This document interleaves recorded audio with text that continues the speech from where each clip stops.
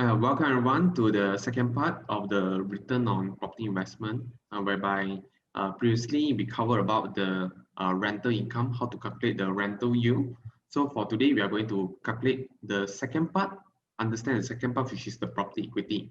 So I would like to invite my friend William to actually share about this topic. Right, thank you, Raymond. Yes, we'll be talking about the return from property investment again. And in this case, in this session, we'll be talking about equity. So before that, want to know deeper what is property equity first. It is the market value of the property and deduct the total outstanding loan. So you must know that market value. So it is something that you need to sell it off first, then only you can access it. And to really calculate it, the equity, you need to review your mortgage amortization schedule first to see what's your outstanding loan and then what's the principal of the loan. And so let's proceed to the case study, because I believe by having the practical application, we'll understand better. And before we get deeper, let's talk about the asset first, asset, liability, and equity. Because in this case, property investment asset that we mean here is the market value of the property, and the liability is equal to liability and equity.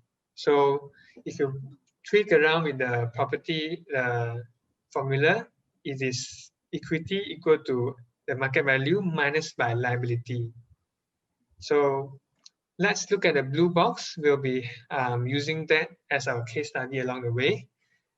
Let's say your asset, your property price at 200K and your liability is 130K.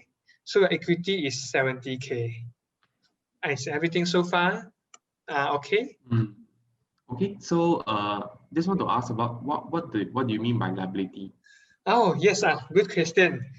Actually, liability is, in this case, is the loan that you took from bank. So yeah, is that answering the question? Is that yeah? Yeah. In this case, 130K is the loan that you took, and equity in this case, 70K is the amount that you pay, maybe your down payment or even the stamp duty and all. Okay. I see. So moving forward, let's talk about the first case study. Generally, as what I said just now, the 70K is your out-of-pocket expenses, which is your down payment, stamp duty, and the cost that you pay for your property.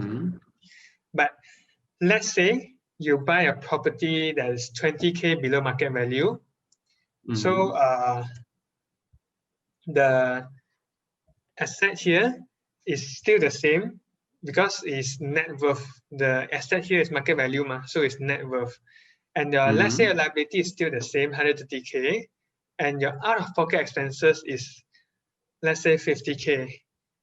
So because why I say 50K? Because it's 20K below market price, so you just now you pay 70K. Remember, generally here. Yeah. But here you pay lesser for your out-of-pocket expenses.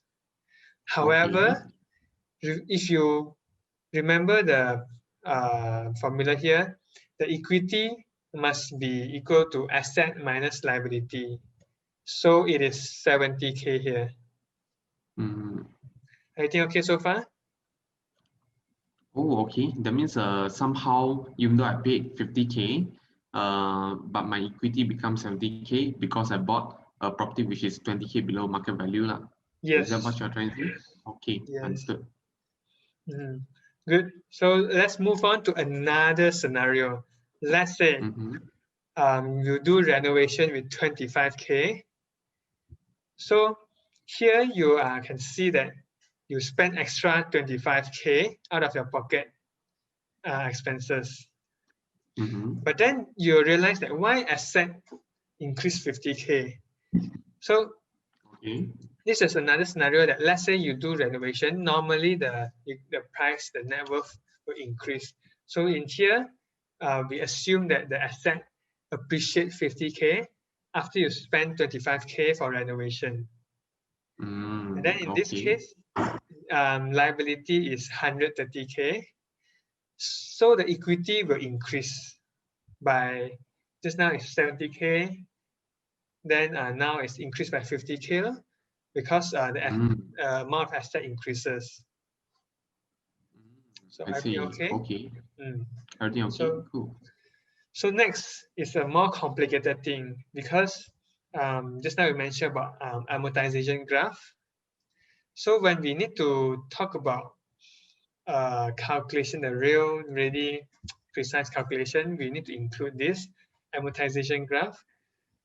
So let's say in this case, you took 20 years loan with 5% interest rate.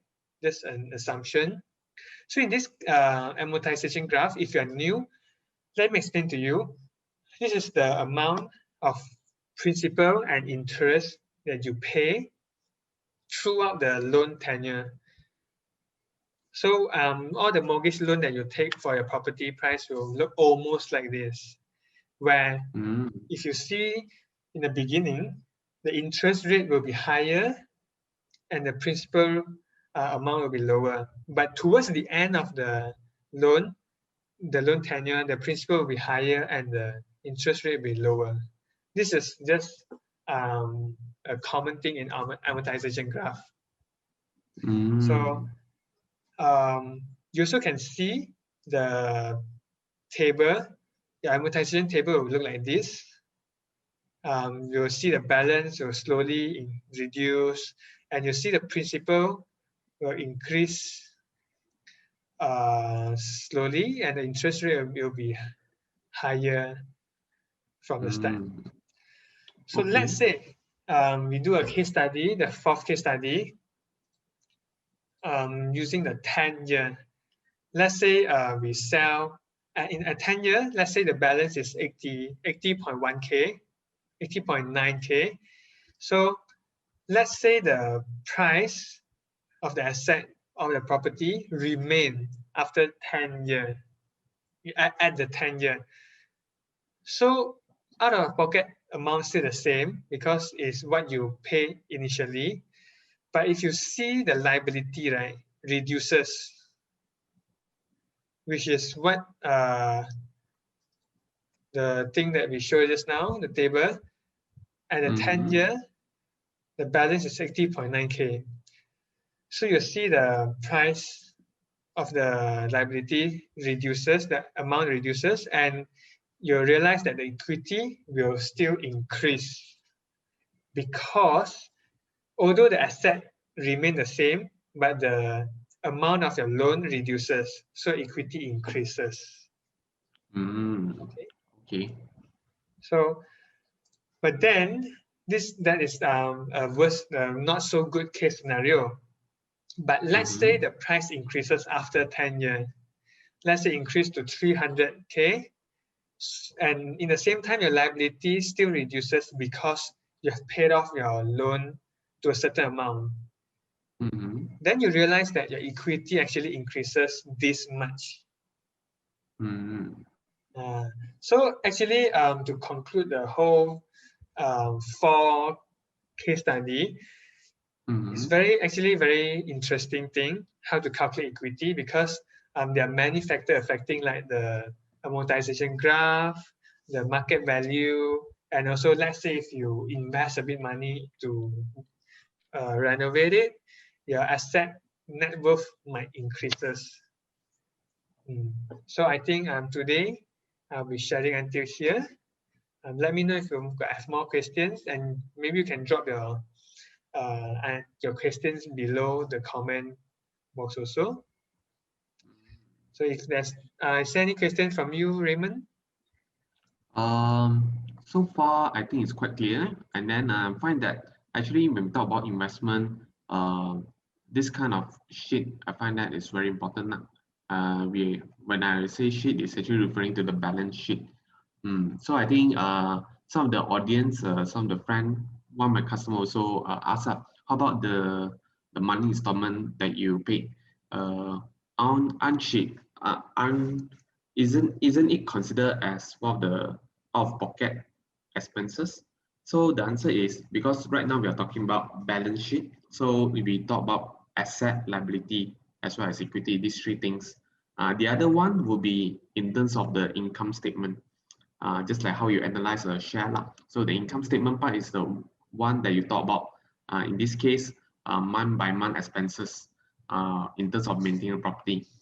So that's the part where we talk about the cash flow and the expenses and the income from the rental, which is covered by William earlier lah. Okay, so thank you, Raymond, for the good sharing. Before we end today's session, I wanted to share another quote by Franklin Roosevelt. Real estate cannot be stolen, cannot be lost or stolen, nor can it be carried away. Purchase with common sense, paid for in full, and managed with reasonable care. It is about the safest investment in the world. So thank you. Hope to see you in another session. Goodbye. Thank you, William. Bye.